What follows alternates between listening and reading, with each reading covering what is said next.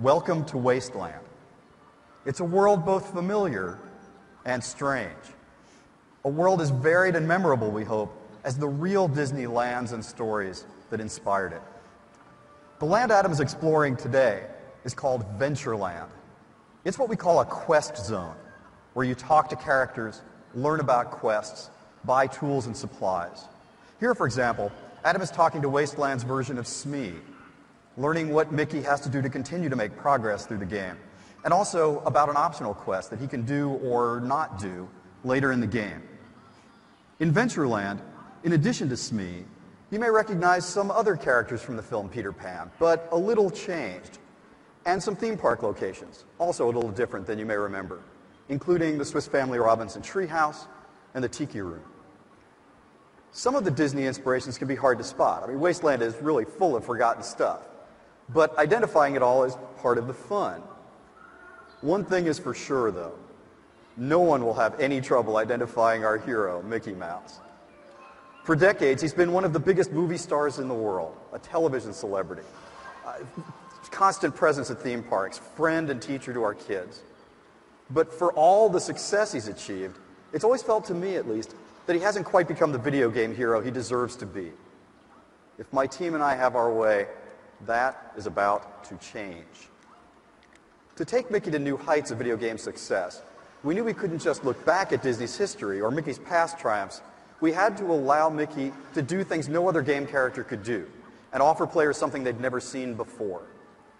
Our key innovation lies in our core game mechanic, drawing and erasing, using Mickey's new ability to control the essence of his cartoon being, paint and paint thinner. Using paint and thinner the way Adam is here, players can erase characters, objects, walls, plants, even the ground. Or they can restore everything to beautiful painted glory. In other words, players can dynamically change the game world to save it.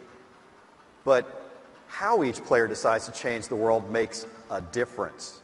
Or, as I like to put it, play style matters.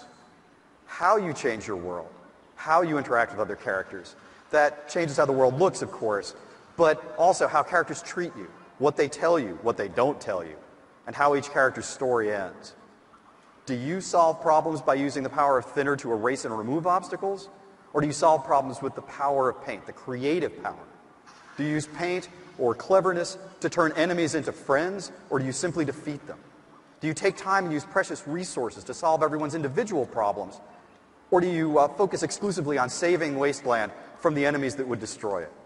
These are just a few of the options available to players, each with its own rewards and its own costs.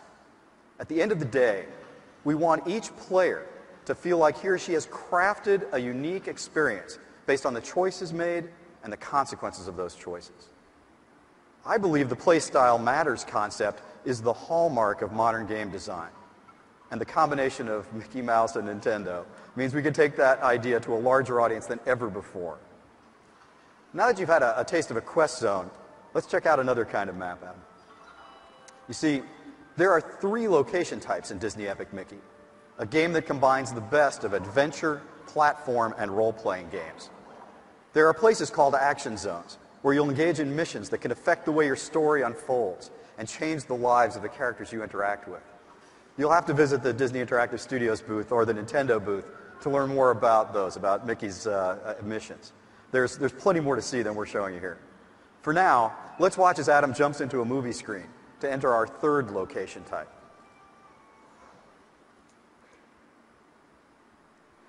What you're about to see is called a travel zone, and it takes Mickey from one part of the wasteland to another. These are side-scrolling adventures, I bet you could tell that, directly inspired by beloved Disney cartoons and the classic console platforming games we all know and love. Here's one inspired by Steamboat Willie, the cartoon that introduced Mickey to the world. There are many more cartoons that appear in the actual game. In closing, let me just say how excited I am that Disney has allowed me to create a game featuring Mickey Mouse. It's the company's crown jewel. Not many people get the opportunity to work with a star of this magnitude, to be a part of an 80-year history of joy and laughter.